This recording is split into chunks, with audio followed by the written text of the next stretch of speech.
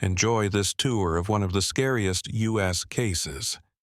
Before we begin, tell me where you are watching in the comments. Today, history books would rather forget this story, a terrifying Appalachian tale that reveals generations-old secrets. In the late 1800s, the Appalachian Mountains' dense forests and remote valleys held many mysteries. Fear and faith coexisted, back when entire communities could vanish without investigation. In this thick fog and unsettling silence, 36-year-old Mary Whitlock appears. Her story challenges our understanding of that time. Mary wasn't typical. She was born in 1857 and raised near Asheville. Traditional beliefs and religious practices mixed here. The locals knew about her family, but not for the reasons we think. Whispered conversations. Supposed. In local pubs and markets, word spread. People told stories as the mountains cast shadows at night. Mary Whitlock's contradictions made her intriguing and terrifying. She wore a nun's habit and prayed with and comforted the most isolated people in remote Appalachian towns. But something changed when the sun set behind the mountains. Witnesses reported illogical behavior, performed actions that contradicted her religion. Very few Mary records are in Buncombe County archives, documents intentionally hidden or discarded over time. Local officials' letters, sheriff's reports, and her friends' accounts have survived. These papers show a woman who lived in two worlds at once, faking it while doing illegal things. Associate with a religious person, Mary founded a spiritual retreat in the mountains near North Carolina and Tennessee in 1893. Narrow trails through gorges and frozen streams were the only way to reach the place. She said she needed this time alone to think and practice her faith without modern distractions. Her closest neighbors, miles away, saw strange lights in the sky. Early morning, when everyone should have slept. Chants from unknown liturgies could be heard in the valleys. Passers-by asked for a place to stay but were never seen again. People thought these stories were from the mountain people's vivid imaginations or the ancient land's ghost stories. When a famous Knoxville, Tennessee merchant disappeared after saying he would pass by Mary's property, the police took notice. Pay attention. Sheriff William Patterson of Sevier County investigated. On a cloudy October afternoon in 1894, he rode to the mountain refuge with 3 deputies. Their findings would change how that community viewed religion's hidden meanings for good. Patterson's 1962 journal described the place as oppressive in an undefined way. Mary's house appeared simple from the outside. Normal wooden cabin with a small chapel, but disturbing contradictions were inside. Religious symbols were mixed with nonsensical things. That normal person shouldn't have had books and manuscripts in Patterson unknown languages. The basement was another building deeper than the cabin appeared. Remember that the law was very different then. None existed. Current forensics tools. County officials rarely communicated quickly and relied on witnesses and physical evidence. Patterson was so shocked by what he and his men found in the basement that he arrested Mary Whitlock immediately. But the details were never released. Some aspects of the case were intentionally kept from the public to prevent them from learning. Mary was detained. She was detained for less than 72 hours for unknown reasons. She fled the county jail before her trial. She may have had internal support from powerful people. Some believe she sought freedom in unusual ways. Mary Whitlock disappeared into the Appalachian Mountains, and no one has found her. Months after Mary Whitlock's. Unrest in the Appalachians spread silently around the disappearances.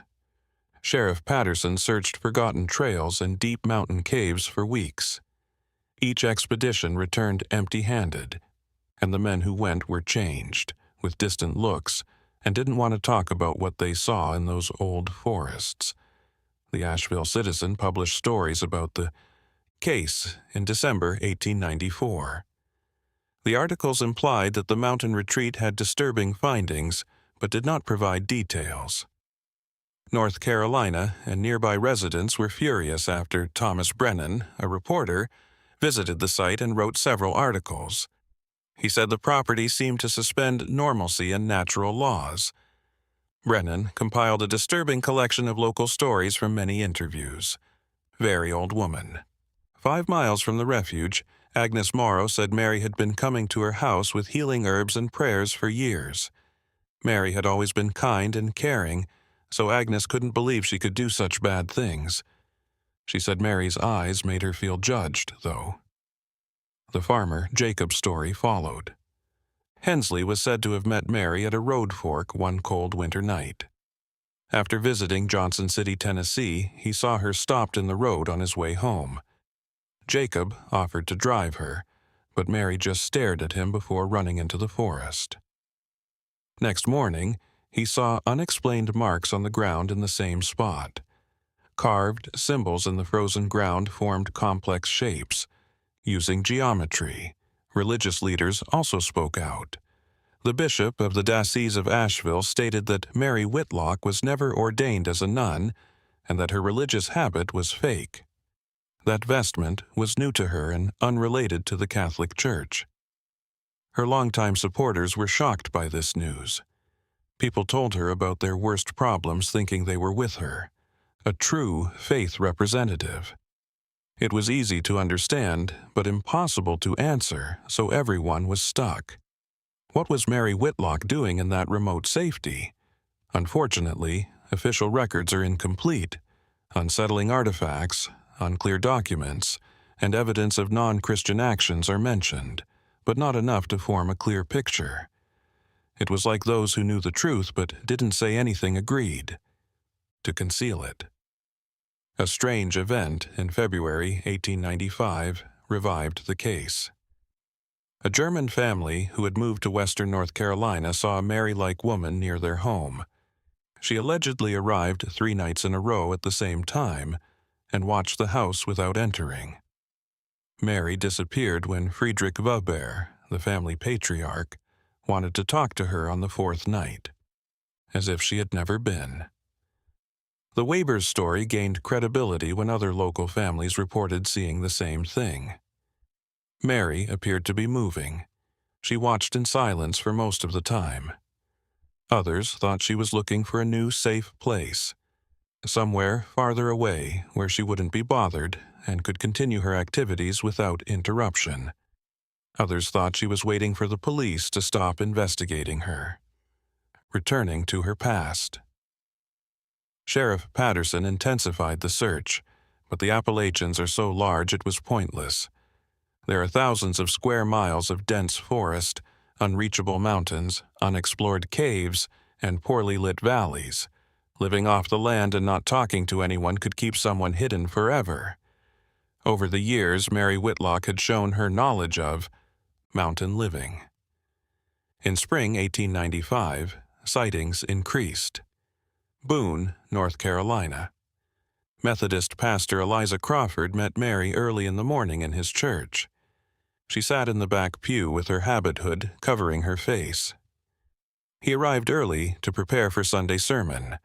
Crawford felt a chill and thought there was something evil there, doubting his faith.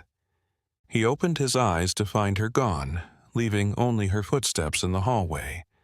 These tales frightened rural Appalachians. More people locked their doors, stayed home at night, and avoided strangers. It became clear that Mary wasn't just another criminal on the run. She was something else, something beyond normal categories. Local preachers used her story to demonstrate danger. Evil can imitate good with false piety. Hunters found something near the French Broad River in June that revived the case. A hard-to-see trail led to the burned-out remains of a building in a deep valley. Several witnesses reported finding Mary's black bead rosary in the rubble.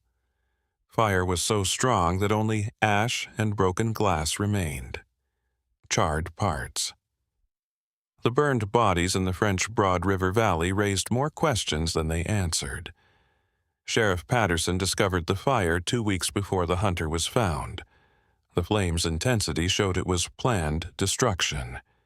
Someone may have burned down the building to remove evidence or perform a final ritual before leaving. Investigators found paper and book pages that miraculously survived the fire and the wreckage. Theodore Ashworth, a University of North Carolina classics professor who collected old books and rare manuscripts, acquired one of these pieces. Ashworth spent weeks interpreting the readable words on these burned pieces. His discovery upset him greatly. Texts appeared to be a mix of. Ashworth wasn't sure of medieval Latin and other languages. He saw references to practices he had only read about in old books the Catholic Church had suppressed for centuries. Mary Whitlock knew a lot about occult traditions before Christianity, according to Ashworth's secret police report. She felt like she had access to a secret library full of forbidden knowledge. Until then, Mary appeared randomly across Appalachia. Her sighting in Gatlinburg, Tennessee, a small Great Smoky Mountain town, occurred in July 1895. Samuel Dockery, a local blacksmith, saw her at the market buying food like everyone else. He tried to talk to her to verify her identity, but she disappeared into the crowd too quickly for someone in heavy religious robes. The Mary Whitlock case began. Draw attention outside the Appalachians. Richmond, Virginia, and Louisville, Kentucky. Newspapers covered the mysterious nun who deceived entire communities. Some writers tried to grab attention by creating more complicated Mary stories that mixed fact and fiction to make her seem mythical. Because they couldn't tell real from fake accounts, the police had a harder time. In September, tragedy struck, made the investigation seem more vital. Helena Pritchard, 24, was lost on the roads near Blowing Rock. She had no explanation for her 5-day absence. She wasn't eating enough and was too shocked to speak. When she could talk again, Helena told a story that wowed everyone. Her horse got tired on the way, and a nun offered to help her. The nun advised her to rest. A nearby hut promising to feed and care for the animal. She looked religious, so Helena accepted her invitation. She didn't remember what happened next. It was like a bad dream for days. She remembered strange language chants, hypnotic light pulses, and feeling like she was floating and sinking. Helena couldn't explain how she got to Blowing Rock after being freed. She last remembered being. She went from the cabin to the roadside miles away, confused about how she got there.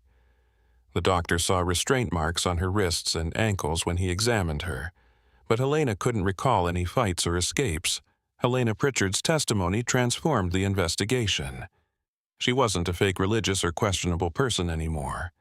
There was proof that. Mary actively sought out victims and put them in difficult situations. Sheriff Patterson issued widespread warnings to women traveling alone not to trust strangers of any religion. We can only imagine how scary this news was for isolated Appalachian communities.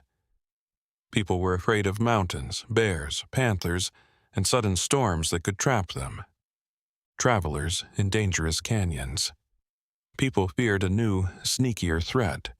Evil could disguise itself as an innocent entity using sacred symbols. Similar events were reported in October 1895. Middle-aged Knoxville merchant Robert Caldwell was found near Hot Springs, North Carolina, after 8 days missing. Like Helena, he was lost and couldn't explain what happened. He considered it. Accepting a nun's hospitality and drinking her gift, and then I only remembered jumbled images and feelings. Now the pattern was clear. Mary Whitlock was nearby. In the background she worked, was always moving, creating temporary safe spaces and luring distracted people. But what was her goal? What made her keep them for days before releasing them? Additionally, how many victims were never found? Was found? Who vanished? Multiple county authorities began sharing information and planning a search. Sheriffs and deputies used the telegraph to report suspicious activity. In Appalachia, taverns, post offices, and churches displayed Mary posters. A $500 reward was offered for her capture. Rich at the time, but Mary always seemed. Step ahead. She left when the police approached, like she had a network of informants who told her about police activity. She may have known the mountains well enough to anticipate danger. Appalachia was her land, and she had made the natural maze her fortress. The Appalachian winter of 1895 was harsh. Blizzards blocked roads and roads, for weeks in towns. The deep, snow-covered mountains prevented even the most experienced trackers from finding Mary Whitlock, so the search was put on hold. It was like nature had built a wall around her to keep her pursuers out. Something strange happened during these quiet, cold months. Sightings stopped altogether. None of the local counties mentioned Mary. Some believed she died in harsh winter conditions, that nature had finally done what the government had failed. Some believed she had fled west across the mountains to Kentucky or Missouri to continue her activities in an unknown area. Others considered a third, scarier possibility. Mary may have found the perfect place to hide in the mountains to spend the winter alone, waiting for everyone to forget her. The Appalachians had many old caves. Many were large enough to hold communities. Locals told stories about hermits who lived in these rocks for decades. After spring brought thors and new plants in 1896, the first mountain trail hikers reported strange sightings. Numerous trees and rocks were carved with the symbols over hundreds of kilometers. These markings were deliberate. Some recognized the patterns from Mary's first refuge. It appeared she had marked her territory across the mountain range all winter. Presbyterian minister Nathaniel Green was fascinated by these symbols. He often held religious services in remote Appalachian communities. He meticulously drew every mark in a notebook and recorded its location. Green realized the symbols were not random. He discovered that they formed a network across the mountains. Green told Sheriff Patterson what he found and suggested that Mary was trying to say something by using these symbols or marking important places. Patterson visited the locations Green said were crucial to this mysterious network. They found many varieties here. Small food and personal item caches mean nothing. Proof that Mary had set up several temporary homes in the region. This site was found near Grandfather Mountain in May 1896. The image was terrifying. Building simple structures inside a natural cave changed it. It appeared someone had lived there for weeks or months. However, the cave wall paintings were most intriguing, complex, pictures with natural pigments showing confusing scenes. Some of the paintings depicted people in ecstasy, while others in pain. I thought of a calendar or timekeeping system when I saw sun and moon positions. In the center was a woman wearing a religious habit, but her symbols were not Christian. Mary appeared to be writing about herself, a map of her goals or beliefs. Professor Ashwood was asked to re-examine the paintings. He sketched and took notes on every cave segment for 3 days. The next report he gave was scarier. Ashworth saw European pagan traditions which the Church had tried to stop in the Middle Ages mixed with Native American knowledge. It was a fascinating mix of religions, like Mary had spent a long time. Years studying many esoteric traditions. As the weather warmed, sightings resumed. A family traveling through Linville Gorge in June saw a nun-dressed woman on a cliff watching them. She stayed still for a while before disappearing into the trees. Appalachian reports from various regions said the same thing. Mary was briefly seen but never approached. Enough to catch. It was obvious these sightings were planned. She did this to show people she wasn't dead or running away. Some saw this as pride and a direct challenge to authorities. Some thought Mary was warning and scaring people, but others thought she was trying to say something more complicated, and that her appearances made sense in a way no one could understand. August that year, Anne. Mary almost was captured. Patrick O'Brien saw smoke from a ravine while miners were working on a small mine near Spruce Pine, North Carolina. O'Brien and 3 friends checked it out thinking it was Mary's camp. They quietly moved through the trees to see the smoke as they approached. It was Mary Whitlock. She looked uninterested while sitting by a small fire. She was watched by the miners as they planned how to contain her. But then something odd happened.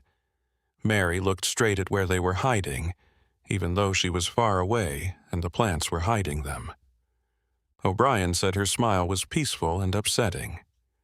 Before the miners. Mary extinguished the fire and climbed the ravine with incredible agility before anyone could react. The men pursued her, but she moved through the rocks and thick plants like she knew every path and stone. Within minutes, she vanished. The pursuers were confused and exhausted, wondering how a 39-year-old woman could move so easily through the rough terrain. After seeing the Spruce Pine Miners episode, Mary Whitlock lovers thought something stronger. She was smart, lucky, and had inexplicable abilities. Her ability to sense when someone is coming up behind her, move through impossible terrain, and vanish when cornered gave her an almost supernatural aura. The police had a harder time because many men refused to help search for fear of what they would find. Fall 1896 saw a major change in investigation methods. Deputy. Patterson tried something new because the usual methods weren't working.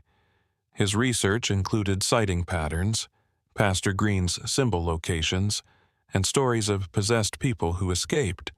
Patterson was organized and spent weeks reviewing detailed maps and putting colored pins in key locations. Over time, a pattern emerged. Mary had seen places that connected around the mountains, not by chance. She kept returning to the same places. Patterson noticed that these movements occurred daily at the same time. Mary appeared to follow a natural calendar rather than human norms. Patterson could predict where Mary would appear next with this information. He strategically placed observers near Rand Mountain in late October without anyone knowing, bordering North Carolina and Tennessee. They were experienced mountain hunters who could hide and wait. Days passed as they waited for movement. One observer saw something during the new moon on October 28th when it was almost dark. He saw a faint light on an old path through the trees that few knew about. Patterson assembled his team immediately and received clear instructions. Follow her to find her, not to catch her. Patterson decided that learning about Mary's base of operations was more important than trying to arrest her again and failing. Patterson's men tracked Mary through the mountains for 3 nights, staying away. She appeared to be on a pilgrimage, staying in certain places for a long time, for various periods before moving on. She did things that outsiders couldn't understand at each location. These included arranging stones, starting small fires, and sitting for long periods. Mary returned to her hiding spot on the 4th night. Even experienced climbers struggled to reach the complicated rock formation on Rand Mountain. A narrow path led between 2 large boulders, protected from wind and rain. After carefully marking the spot, the scouts informed Patterson. Patterson then planned a coordinated site investigation. Patterson didn't investigate Mary's disappearance until she was sure she left her hiding place. He didn't want another fight that could let her escape. They took turns watching the place for 2 weeks to make sure nothing was missed. At one time, of tension because each day increased the risk that Mary would discover she was being watched and leave her hiding place. The opportunity arrived mid-November. People saw Mary descend the mountain into the valley. She carried a bag and appeared ready for a longer trip. Patterson and 6 men climbed the rock formation after she was safe. What they found in that safe place revealed Mary Whitlock's true intentions better than ever. There was space between rocks, remodeled into a stunning home. Wooden structures divided the room into sleeping areas with blankets and furs, cooking areas, and most importantly, a library and lab. Mary owned many old books that she must have acquired in some strange way. Jars with various substances, carefully arranged dried plants, and unrelated instruments were also present. Immediately obvious. Patterson advised everyone to record everything being taken. He and his men spent hours listing everything, drawing a refuge plan, and taking notes. A diary by Mary was found, page after page of dense text in beautiful but difficult handwriting. The team had trouble understanding parts of the diary in English, Latin, and other languages. Again, Professor Ashworth was summoned to review the entire matter. A collection. He was amazed by his discovery. Mary wrote about natural philosophy, alchemy, herbology, and cultural mystical traditions. In the margins, she wrote that she had read these books and was experimenting with her own ideas. Mary Whitlock was smart and self-taught. Her diary revealed unanticipated traits. Mary used a clear voice, contemplating her life, choices, and beliefs. She said she traveled to understand things beyond society's limits, especially for women. Though she didn't hate spirituality, she rejected traditional religious structures because she believed they hindered people's connection with nature. Mary noted the people she met over the years, including some who were later, called them victims. She described these meetings differently than the official accounts. She said medicinal plants, long meditation, and rituals could lead to life-changing experiences and heightened consciousness. She believed she was giving gifts without harming anyone. Reading Mary Whitlock's diary put Professor Ashworth and the police in a moral bind. Something she said made someone, who believed she was doing spiritual work by giving people experiences they didn't think possible. However, her actions had caused fear. People had been held against their will, and whole families feared meeting her on Appalachia's lonely roads. Her actions weren't affected by what people thought she meant. Ashworth spent weeks translating and interpreting refuge texts. Mary had a complicated belief, he learned. A system that combined Middle Ages European mysticism with mountain healer teachings and pre-European knowledge. She said people should reconnect with natural cycles that modern life has forgotten. Mary stated in a telling passage that becoming a nun was not a trick, but a sign of her commitment to a spiritual path beyond religion. Types of money. She saw herself as one of many wise women who had been silenced throughout history. The habit allowed her to move freely in society while indicating her separation from it. Ashworth read Mary's writings while searching for her. But there was another issue. Mary would discover her main safe had been robbed. Patterson's claim was correct. Would make her more wary and unpredictable. Nobody saw it for weeks after it was found. She appeared to have vanished into the mountains and become part of the scenery. The 1896-1897. Winter was terrible again, so all searches were halted. Patterson used the cold months differently this time. Visiting every Appalachian community, he spoke with elders, healers, and remote residents. He wanted to know where Mary was besides.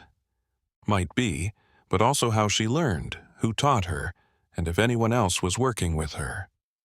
Conversations revealed a surprising story element. Several elderly people said they knew Mary longer than official records showed. Esther McKinney, who lived alone in a cabin near Beech Mountain, said she knew Mary in her early 20s. Mary had an unusual interest in medicinal plants by then. Traditional healing. Esther said Mary had spent years searching the mountains for ancient knowledge keepers. She eagerly absorbed her teacher's lessons for months.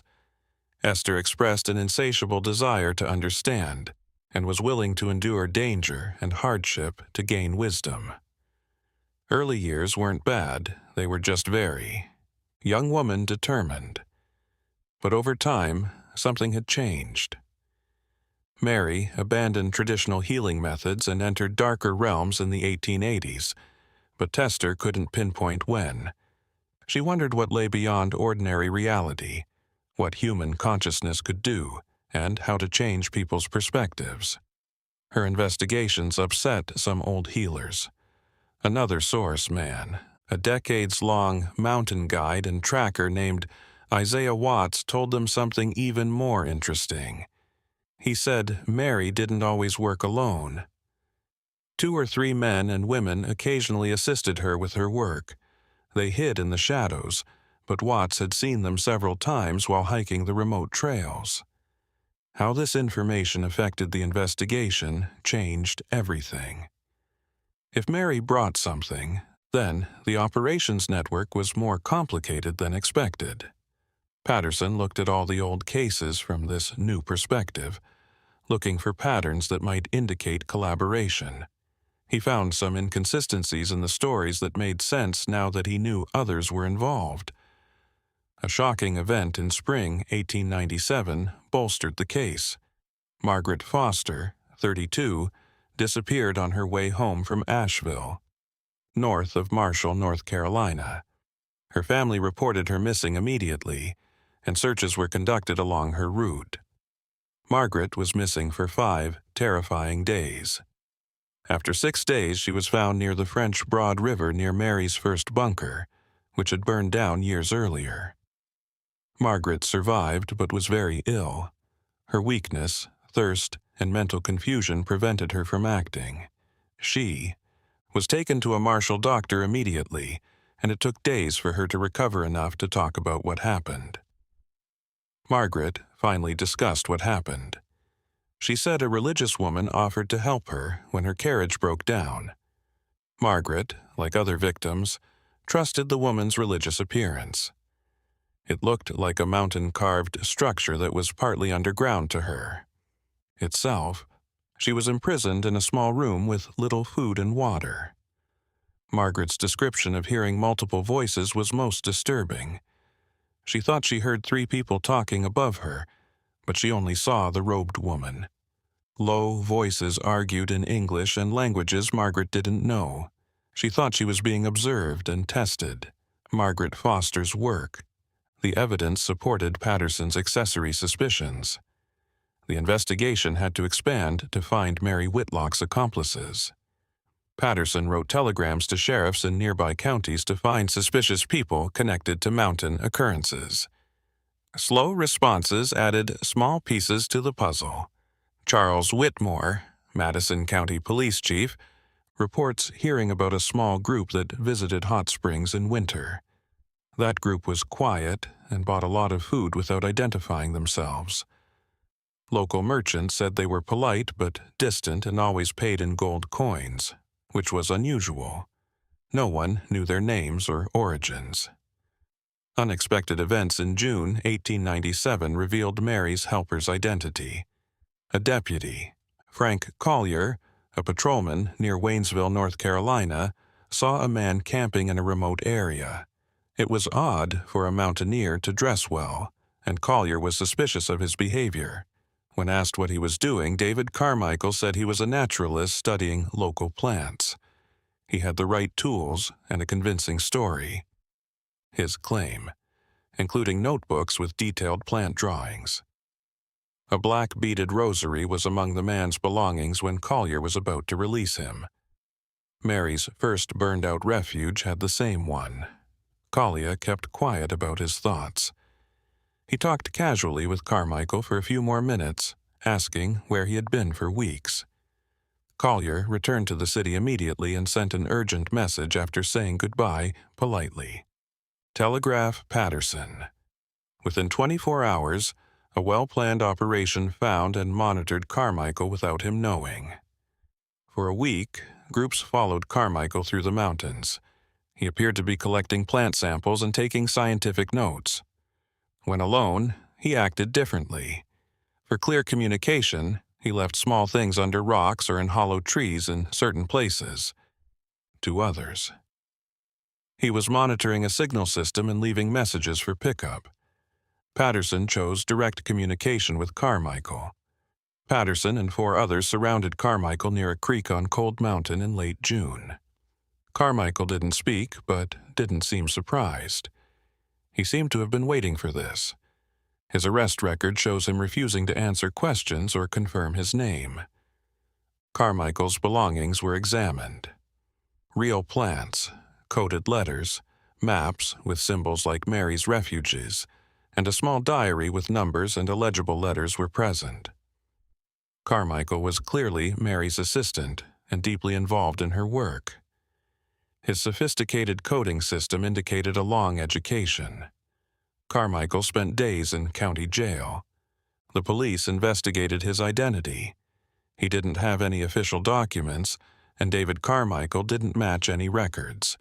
His real name was discovered after a Virginian reported him missing 2 years earlier.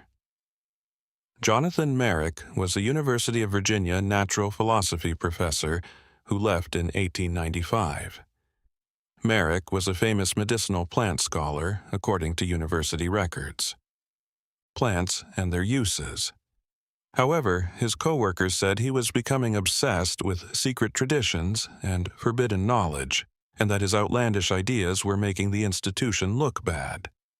He left college to do field research and never returned. His family reported him missing a few months later, but they didn't know where he was. The link between Mary Whitlock and Jonathan Merrick became apparent. Their belongings contained old letters. He claimed they met years earlier through fringe academics interested in alternative knowledge. Mary asked Merrick for help because he knew plants and natural chemistry. What began as intellectual exchange became personal. Their worldview was different from the norm, and they shared information. Merrick finally spoke slowly and cautiously. He agreed to work with Mary, but they claimed their actions were unclear. He said they were exploring human consciousness limits using meditative practices and healing plants. He said the reported victims were willing participants who didn't realize how intense it would be. Patterson doubted this story, especially since several victims were badly injured. But Merrick's words provided context.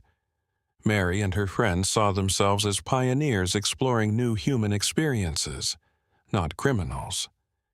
This self-image made them more dangerous because they didn't feel guilty about their actions. Mary was initially unaware of Merrick's arrest, so she could contact him. Patterson watched for Merrick's messages in hopes that Mary or someone else would find them. The partner would verify signals. Weeks passed without action. Uncollected messages and places were left. The entire network seemed to have sensed danger and vanished.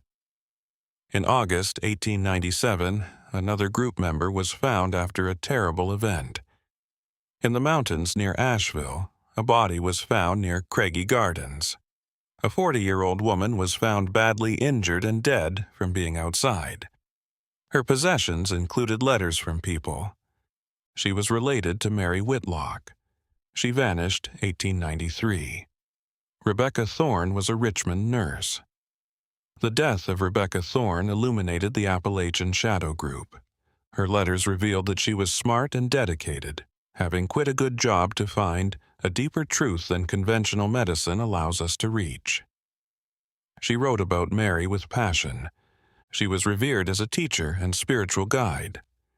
Mary clearly had a lot of influence over her followers. Professor Ashworth noticed Rebecca's language and references resembled new philosophical movements in the U.S. and Europe on her letters. Transcendentalism, consciousness evolution, and ancestor wisdom were mentioned.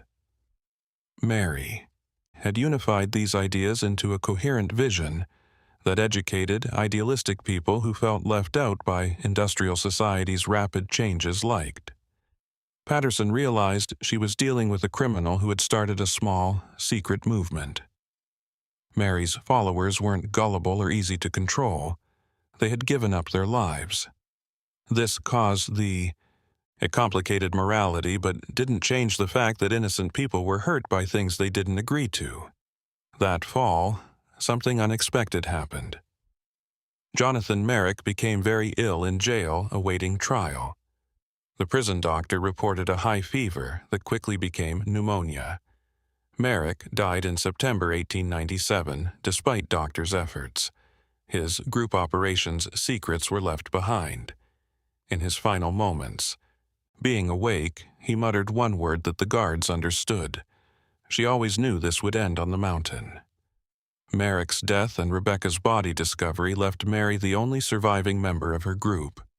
Patterson thought there might be other, unidentified helpers, but nothing suspicious had happened in the months since then, suggesting either the circle was smaller than they thought, or Mary had found the noose, closing in on her and shutting down her operations. Interesting things happened in 1897. 1898 winter.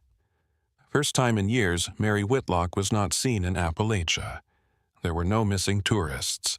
There was no religious robed observer of the communities. No new rock or tree signs were found. She appeared to have left or died in the harsh mountains. The spring, 1898, brought new life and an unsolved mystery. Patterson kept investigating, even though the police monitored him less. He kept interviewing people who had come to the mountains from other places, looking for the one piece of evidence that would reveal Mary Whitlock's fate.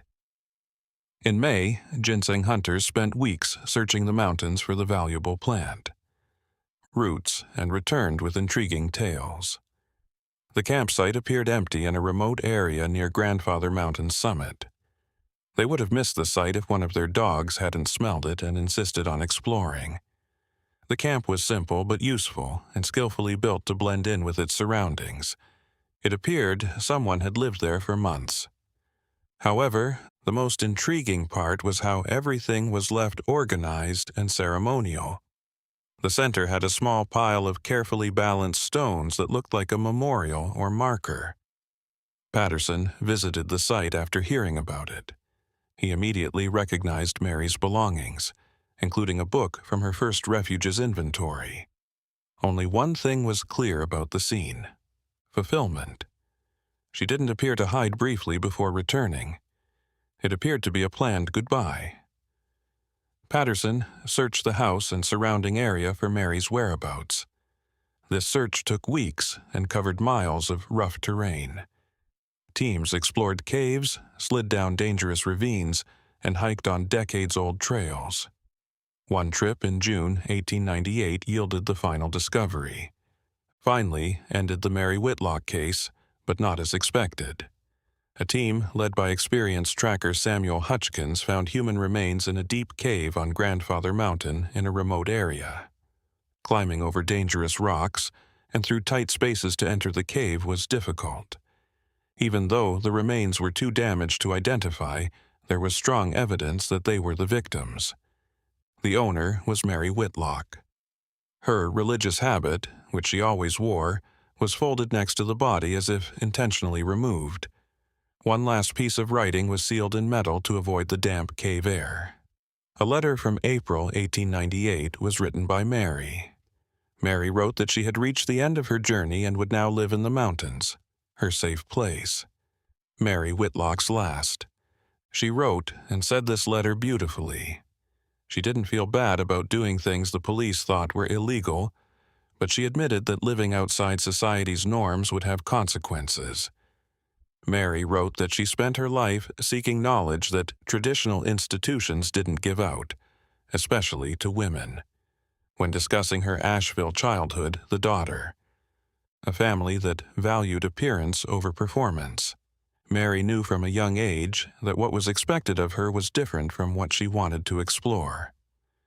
She didn't find answers to her biggest life questions in organized religion. She sought alternatives in old books, conversations with outside thinkers, and practices that existed within official history. Professor Ashworth compared the letter's handwriting for days. With other Mary-owned documents to prove its authenticity. He suspected it was real and written shortly before she died. Body parts were analyzed using limited forensic techniques, but they pointed to a woman about Mary's age and build. She likely chose this remote cave as her final resting place, deep into the mountains she knew so well. But a disturbing question remained. Was her death natural or planned? The letter wasn't definitive. Mary promised to return to Earth and complete the cycle. This could be a philosophical acceptance of death, or a declaration of intent. Since they had been in the cave for so long, it was impossible to determine what killed them. The bodies showed no physical trauma. Patterson considered the discovery the case's conclusion. No more Mary Whitlock, her known. After the accomplices died, there were no more mountain reports of strange activity. A final report from the sheriff covered the investigation from 1894 to that point. It was put in the county records and forgotten for decades until modern historians found it. People in the Appalachians remembered Mary Whitlock. Her story was told around campfires and passed down, from generation to generation. All legends have evolved and added details. Some made her a villain, while others made her a misunderstood victim. The truth was usually more complicated than a story.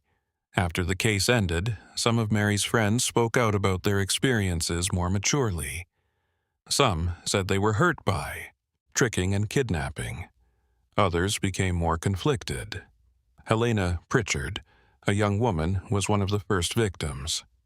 When married and living in Knoxville, Helena spoke to a reporter in 1902. The reporter was chronicling famous cases from the past century. After years of thinking about it, she doubted her memory of what happened, even though it was scary. Helena said some parts of the experience were still fuzzy, but she also saw things clearly that changed her worldview. Helena's ambiguity revealed Mary Whitlock's legacy. She used morally dubious methods to explore spirituality while violating privacy and consent. She could not be excused, but her actions were not simple. Bad behavior.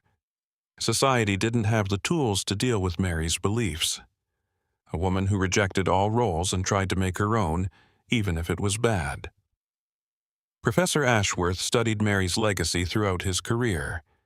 He wrote an academic paper about the case in 1908, focusing on intellectual and philosophical issues rather than criminal ones. There was much debate about the article. Others defended trying to understand complex motivations rather than condemning, while others accused him of romanticizing a criminal. The Mary Whitlock academic debate continued for decades. Scholars from each generation interpreted her actions through their own time frames and developed new ideas. Early 1900s feminists saw her as the most extreme example of a woman revolting against male authority. Different scholars. She was involved in outside mystical traditions through religious movements. Medical historians investigated her use of psychoactive plants and drugs. For Appalachian mountain residents, Mary was mostly a ghost who told scary stories about dangers in holy places. Parents warned kids not to trust strangers even in religious clothes. Picture of nun alone in mountains became an archetype of disguised danger, deception. The case was revived in 1962 when Sheriff Patterson's diary was found in the old county jail during repairs. Patterson wrote personal thoughts in his diary that he never included in reports.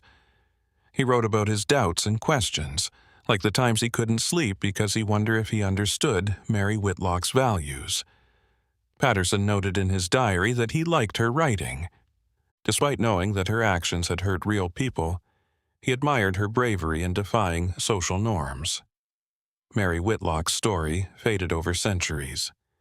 It lives only in dusty archives and mountain communities' scattered memories. Her safe havens were taken over by nature, and the buildings fell apart and were overgrown with plants until they blended into the landscape. Paths she took. New roads cut through the mountains quickly, and without much thought replaced the comfortable paths. But in 1973, something out of the blue brought the case back to the public's attention. A group of cavers exploring Grandfather Mountain found chambers that had not been seen before. They found wall paintings in one of these deep chambers that looked a lot like paintings found at Mary's Refuge in 1896. The discovery led to a larger scientific expedition that found a complicated web of linked. There are caves, and some of them have evidence of people living there in the past from different times. There were things in this evidence that were clearly from the late 1800s. Pieces of cloth that could have been part of a religious habit, the remains of candles that were made by hand, and pieces of paper that had writing on them that was getting harder to read. Archaeologists who looked at the site thought it was likely that Mary had gone into these caves much deeper than anyone had thought, that she knew something about underground, things that went on for miles under the mountains. This new information brought up a scary possibility. What if the bodies found in 1898 weren't really those of Mary Whitlock? What if she had faked her own death and run away through the caves to start over somewhere far away, leaving behind strong evidence? Even though it didn't make sense, the cave system's complexity meant it wasn't completely impossible. There is no way to know for sure, and this uncertainty is all there is. Made her story even more mysterious.